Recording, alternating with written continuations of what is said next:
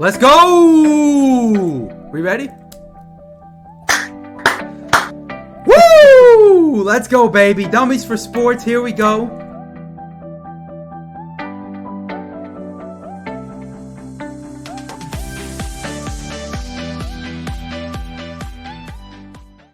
All right, guys. Here we go. It's just me, Rocky, riding solo here. Dummies for sports. Welcome, everyone. NFL season's coming up soon, and we want to make sure that we get all divisions in. So I'll be riding solo just for tonight. Yes, it's nighttime here, 8:45 p.m. late night podcast. Not that late, but it's a nighttime podcast. Let's have some fun. So we're gonna go through the AFC South tonight, and we've already done half the league. Go back and watch those other videos. They were really amazing. AFC North got very interesting. As Ravens fans, we were all very animated in our opinions. And in fact, I said that two teams would go over their win total and two teams would go under the win total. And the two teams which I choose might shock you. So go back and watch that one first. That is the AFC North predicted win totals. But for now, we're going to be getting into the AFC South. So let's do it. Now, the AFC South reminds me of the NFC North, right? It's the Packers, Lions, Vikings, and Bears, where you really have the Lions are the darlings of that division. Their projected win total, according to Vegas, was 9.5, and they're the up-and-coming team. A lot of young players, a lot of young talents on the roster, build through the draft. Don't necessarily have the flashiest quarterback in Jared Goff, but they have a lot of good young talent, and people are looking at the Lions being like, well, you got the Packers, don't have Aaron Rodgers anymore. The Bears have a lot of holes in the roster, despite Justin Fields, progressing slightly in terms of his passing ability.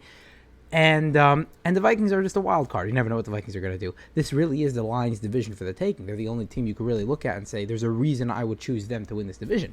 With this division, it's very much the same here in the AFC South. It's like the Jaguars are the team on the come-up, and all the other teams are just very pedestrian, below average.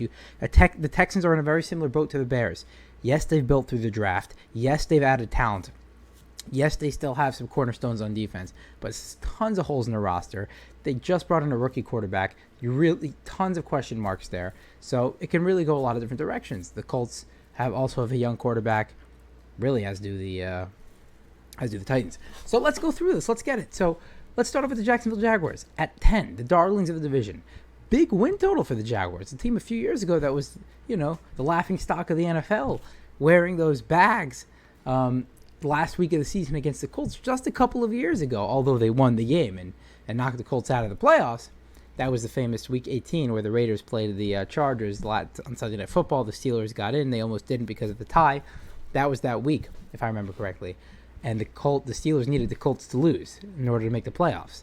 And that's, in fact, what happened. The Jaguars fans came to the stadium, bags over their heads, everything that happened in that locker room over that year. And Doug Peterson brought in last year, and down the stretch, the Jaguars pulled together. They won a bunch of games from Week 9 and on. Trevor Lawrence was, according to PFF, one of the highest graded quarterbacks in football. So, obviously, it's they have a lot of young talent on the team. So they're definitely on the come up. You have guys like Trayvon Walker, Devin Lloyd, although both of them struggled a bit last year. Good young core there on the defense, both on the back end and the front end. O-line loses Juwan Taylor. That's going to hurt him. Really not a great unit up there. There's still some concerns. You bring in Calvin Ridley, pair him up with Christian Kirk. Question mark there. You don't know if Calvin Ridley's per se going to be his old self that he was in the Falcons before his off-field stuff. But, if Calvin Ridley can come back to somewhat of what he was, a fraction of what he was a couple years ago. So you got Calvin Kirk, you got Christian Kirk, you got some good weapons for Trevor Lawrence now, who's all of a sudden been on the rise. The question's going to be here. Okay, well, Trevor Lawrence, like I said, from Week 9 on, one of the best quarterbacks in football down the stretch last year, and ultimately led the Jaguars to win the division and make the playoffs. But did he just peak? Is he going to maintain that level of play, or is that an exception for Trevor Lawrence? That's we're going to have to wait and see. So I'm going to cheat a little here and go even for the Jaguars at 10. I think 10 is exactly where you have them. I don't love the Jaguars roster, but the rest of the division really isn't great. So I'm going to go with the Jaguars at 10. Let's see in here. Next, we have the Tennessee Titans at 7.5. Seems like a good number for the Titans. Listen, They drafted Will Levis, a lot of upside. The next three teams we're going to discuss all drafted quarterbacks. Three of the highly touted quarterbacks in the draft this year. So they drafted Will Levis, a lot of upside. They say he's got a big arm, he's a tall guy. We'll see what happens with that. It seems like the Malik Willis experiment from last year didn't really work. Will Levis is probably a little better of an experiment. Malik Willis wasn't a great prospect, maybe just compared to the draft class last year. People, were saying this guy's the best quarterback in the draft, even though it looks like Kenny Pickett is so far. But heading into the to the offseason, at least last season. But Will Levis is definitely a better prospect than Malik Willis. Probably does have more upside, maybe not as much athleticism, but definitely has more upside. So there is what to look forward to there. Listen, Treylon Burks did look like a good weapon down the stretch last year, so maybe they'll finally have one weapon, but we're talking about one of the worst receiving cores in football, guys. I mean, this is just really bad. They were Westbrook, Akina, like, you're not dealing with a lot. And Will Levis is probably not going to start the season. It's probably going to be Tannehill, and Tannehill's just, he is what he is. He's he had that one breakout year a few years ago when the Titans had the best division in the AFC, the best record in the AFC. Since then, he's been back closer to Dolphins Tannehill, and that's just not good enough, especially with this type of roster. So, you made some improvements. Dillard and Skoransky coming into offensive line. You needed improvements there, so you do that. But they're in sort of a half rebuild mode. The only thing holding me back from going under with the Titans at 7.5 is that, much like Mike Tomlin with the Steelers, like, am I going to go below 8.5 with Mike Tomlin at head coach? He just, there's no real way to explain how these head coaches, sustain the success that they do. Because at the end of the day, what's Mike Tomlin doing? That's so great. He's had great players. He's obviously had the luck of having Big Ben, Palomalu, great players throughout his career. But even this year, they bring Kenny Pickett, a rookie quarterback. They started the season 2-7, and then they somehow have a winning record. Vrabel, similar. He always has his guys playing hard. I know it's a cliche to say, but it seems like that is the case, that he always has his guys playing hard. They're always competitive. So 7.5, I'm actually going to go over. I'm going to say the Titans will get 8 wins. I was, more optimistic about the Titans last year. I still think having Treylon Burks, you still have Derrick Henry. Tannehill's still a fine quarterback. He's not, I know he's definitely been on the decline since his breakout year a few years ago, but he's still a fine quarterback. If he doesn't pan out, maybe you can put Will Levis in there. Maybe he can win you a few games. I still think that it's a good enough team where you can win 8 games. Next, we got the Houston Texans, who had the second overall pick and surrendered the first overall pick last year to the Chicago Bears, unbelievably beating the Colts last week of the season with that just absolute crazy ending to a game. Had that been like 2 teams fighting for a playoffs, we'd be talking about that game till today. We still are, because it had a lot of implications on the draft. But in any case, they ended up getting the number 2 pick, drafted C.J. Stroud. Obviously, most would say probably the second best quarterback. They'd say maybe the safest pick. Bryce Young probably has the most upside, but C.J. Stroud might be the safest pick.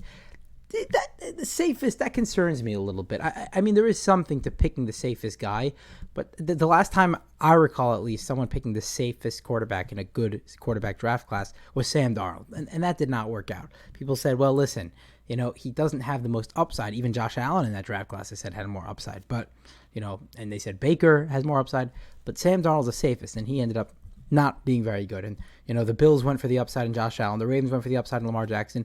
And those 2 guys ended up being the 2 best quarterbacks in the draft class. So sometimes going for upside, as like Anthony Richardson, which we'll discuss in a second, Will Levis, and even Bryce Young, maybe is better. Not to say all those guys are going to pan out. They won't. Just the odds. But see, going with the safe pick does scare me a little bit. They have a lot of holes in the roster.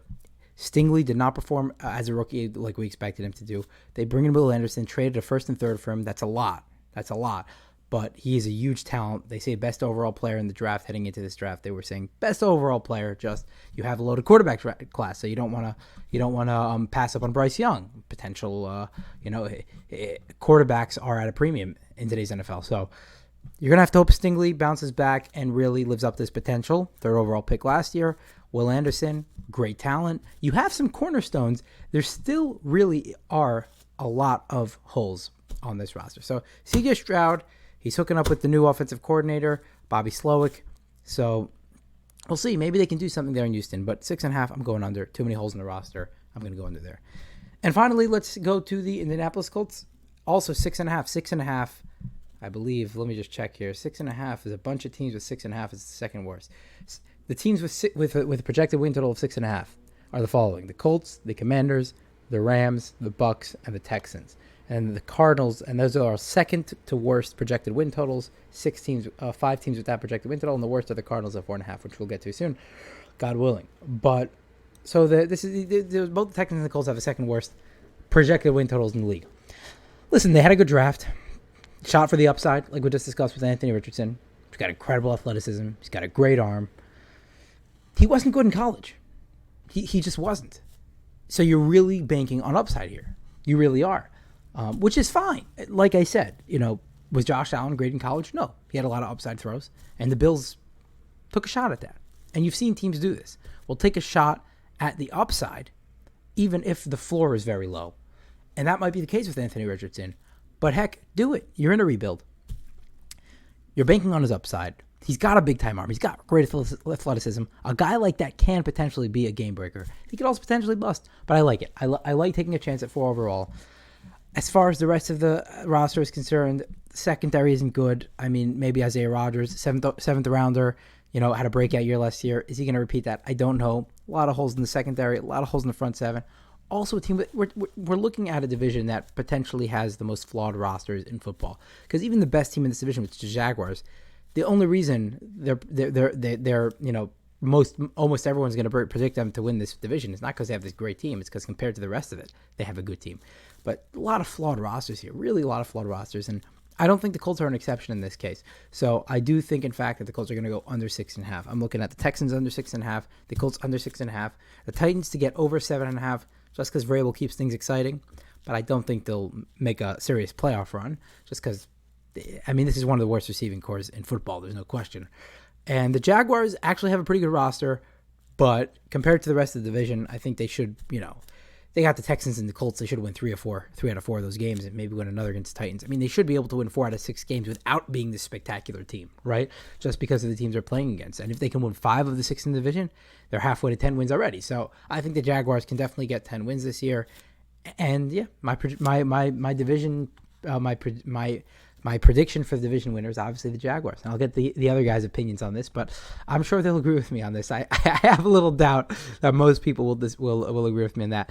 I'm looking forward to seeing after the season one of these like Anthony Richardson just goes off and the Colts win 10 games and beat the Jaguars week 18. I don't even know if they're playing week 18. I'm just making up some scenario, but they beat they somehow fight the Jaguars out for the division title, and all those old takes exposed, the freezing cold takes are all gonna be there's 0 chance the Jaguars don't win this division, and all the predictions about the Jaguars winning division, we'll see if that's exposed after the season. It could happen. Trevor Lawrence might not repeat the performance he had last year, but I would say that he was such a great prospect, and the trajectory of his career makes sense. Rookie year, we didn't really see what we wanted to out of him. Maybe a couple convincing throws here and there, and then his second year, he first half of the season not great, a little better, and then from week on and on just took off. So that's really what we expected from him. So his career is going in the right trajectory.